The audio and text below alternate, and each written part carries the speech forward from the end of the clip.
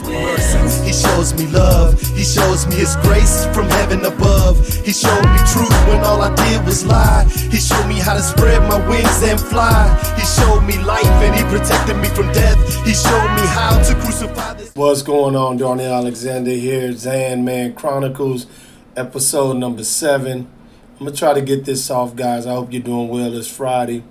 As you can see, I'm tired, wore down pretty much. Been to the doctors today, poking around. Family's gone. I think they gave me a day for me to regain my peace because I've been pretty stressed out lately, and last night it showed. So, raising, again, 6 grandbabies, my stepdaughters' babies, raising all 6. 10 years deep, 10 years in, episode 6, we got to the point of baby number 3. And now today, I'm just going to jump straight in. I want to tell you about it.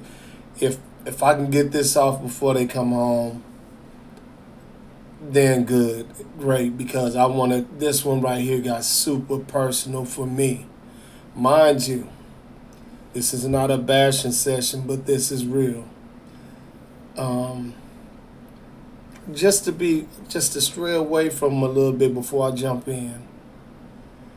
The oldest grandson right now is 14. He was 4 when we had him consistently. Now, before that, we had him on and off anyway. He's 14, and he's starting to act and sound just like his mother. It's not a good situation right now. And I'm not going to play that game again. So pray for me, guys, before we get started. This is not easy to do this, but it's not easy to live this. And I don't talk to anybody else. I'm 56 years old, be 57 this year. My circle has extremely become shrunken. I don't have a lot of friends, the people I really confide in. These days it's just hard. I try to keep my peace because I don't want to get involved in all that extra stuff. I've been involved in enough. I feel like I've been struggling and going through this type of stuff all my life. I'm still blessed. I'm thankful and I'm grateful. But I'm starting to get wore down, and that's what the enemy is trying to do. He tries to wear you down, wear out the saints of the Most High God, which is Jesus Christ. He tries to wear you down, wear you out, and then take over. Man, a lot happened in this house last night just from me. And not even openly. Let me say this real quick. So this week, I stayed strictly in the Word of God. Through prayer, through this prayer book that I have that is about going on the attack, that we go on the attack against all this wickedness and all these spiritual things that we deal with. And I strayed away from everything that was not of God, and I fasted. Soon as I came off that fast, boom, I was attacked. But I've had that happen before, but this time I think because so much has been bottled up that I just released it last night. And man, I'm not proud of that moment because I had just come off my fast. Anyway, just pray for me. So let me get into this episode number 7. This one became so personal for me. Now, mind you, again, this is my stepdaughter. By blood, that's not my daughter. By marriage, I guess. She never acted like a daughter, so it's hard for me to say. That's why I sound like I sound when I say this. Man, if you only knew. And I guess I'm going to tell you, once I get these episodes out, I'm going to tell you some things that really, really, it's so deep, man. I don't even want to go there, but let me tell you episode 7, and I'm going to work my way into just giving a special session about some things I have to say. Well, anyway, episode 7, we left off, go back and watch 6, but we left off with baby number 3. Now we're baby number 4, same baby daddy. not doing the thing, living in the streets, homeless. But now the drugs have went to another level in between baby 3 and 4. Baby 3 is 9 now. Got her at about 4 or 5 months. Baby 4 is 6. He'll be 7 in April. So you see the difference. So in between that, so much drama, so much stress. In between that, just so much going on. But this is why it's so personal for me. By this point, she had already called CPS and got them involved because she tried to run that game. I can't raise my babies and no more and all that stuff and come get them and all that. So they just end up dropping them off to us. When she called my wife to come get the third baby girl, then it was pretty much, then at this point we under the microscope every day, every week, every month for 2-3 years straight because they didn't have their crap together. We went through all the courses, all the classes, did everything they asked us to do. So by this time, she has this baby. I'm going to just jump straight in it. And I didn't go to the hospital. I didn't go to the hospital on any of their births. I'm not close to her. I'm not connecting with her. I feel like everything she's done so far has been through a spirit of witchcraft, and she's been trying to literally break me and my wife up since she was a little kid. I have a lot of evidence of that on top of everything. See, because I'm the disciplinary one. My wife came off and was somewhat the enabler. I'm the disciplinary one. So they didn't want to be disciplined. Who does? But at the same time, that's healthy for you.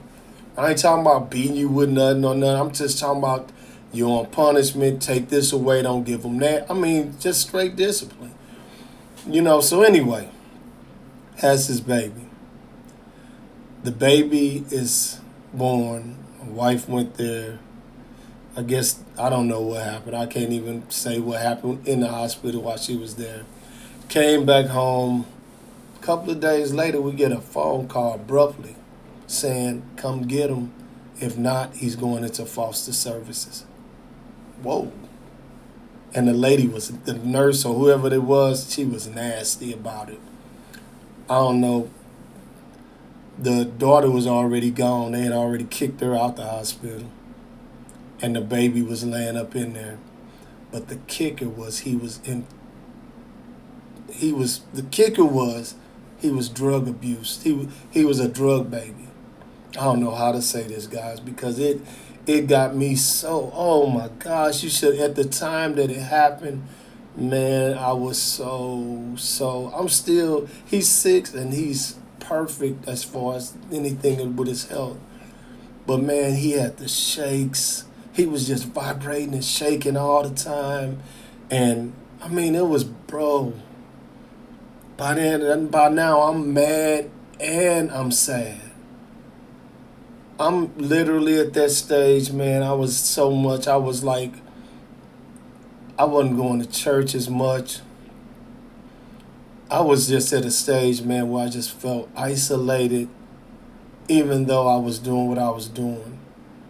I didn't talk about it. I just covered it up, covered everything up. Now she on meth and cocaine and all this stuff, bro. Crack. No, I ain't gonna say cocaine. Crack, meth, whatever else. Drinking, still fornicating.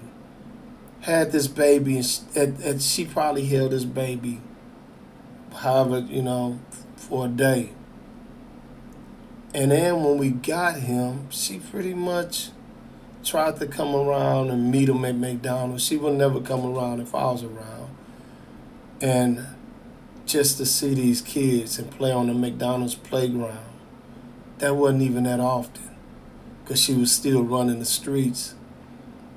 And it was sad because he and I drew the closest. I had him as an infant child straight out the hospital, and I laid hands on him and I anointed him. And I prayed over that baby every solitary day. I'm going to show you some pictures and stuff that when he was laying on my chest, and I wouldn't let him down. I wouldn't let him go until God healed him, and he healed him completely. Amen. He healed him. This end up, and I always tell him when I talk to him, I say, "You my best baby boy." And man, he has a soft spot in my heart. And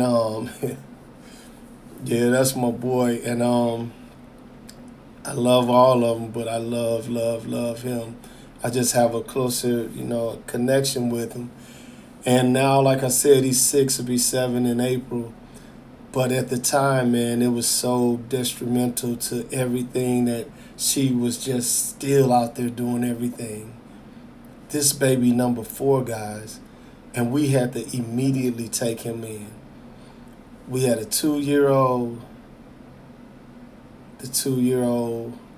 then we had a 5-year-old, I believe, and then we had a 7-year-old at the same time, 7, 5, 2, and an infant. Something like in that pocket. So we already, the 7-year-old, this was 3 years in. By now, we already doing it for 3 years. So it's been a challenge, guys. Don't forget to subscribe. I'm trying to show these babies something because I have a game or a channel I set up for them. They like the game. I told you I set all this up for them. The PC I'm on is really theirs. I bought it for them. It's ours, but it's, I bought it for them so they can stream and do everything. My PC is over here, right there. That's my computer I usually use. I haven't been on there as much. I'm going to be shifting around. I'm getting tired of recording right here. But guys, thank you so much for listening. This is just the fact that he suffered, and he suffered for months, guys. And she had excuses about everything. That's why I titled it such as Always Was an Excuse. And Ann was trying to pop off on a regular because she was on that dope. That dope just got worse and worse, and it got worse, and she kept having babies. We're going to get to the next one soon because the next one is only 3.5 years old right now. And we had her for 2 years already. Guys, now mind you, I'm a Marine with 100% PTSD. I'm not getting any counseling. I need more counseling for this than I did for the military, 2 combat actions. And I'm just at a stage now where I'm almost like, what do I do besides call on Jesus? And that's all I've been doing, is calling on Jesus. So it'll help us out if you subscribe and if you like, if you comment. Please, somebody pray for me. Pray for my family. I asked you the last time to pray for my family. Guys, I'm going to check on out. These videos go so quick. It's so much that can be said. I'm just kind of holding back. Maybe I start loosening up on some things pretty soon. But I'm really trying to get to the point where we can introduce you to all of my family. God bless you guys. Have a great weekend. He shows me mercy, he shows me love, he shows me his grace from heaven above. He showed me truth when all I did was lie. He showed me how to spread my wings and fly. He showed me life and he protected me from death. He showed me how to crucify this flesh. He increased my wisdom and gave me knowledge, understanding. So on his word I'm standing, it's a solid landing. And since he's been in my life, I've experienced the goodness that only comes from Christ. I've been born twice, and even this new life, I'm fighting against Satan, every dart and device he attempts to entice. I know death is the price, so I give him a shoulder blow that's colder than ice. And SKO, uppercut body blow. For those that don't know, you reap what you sow through your character.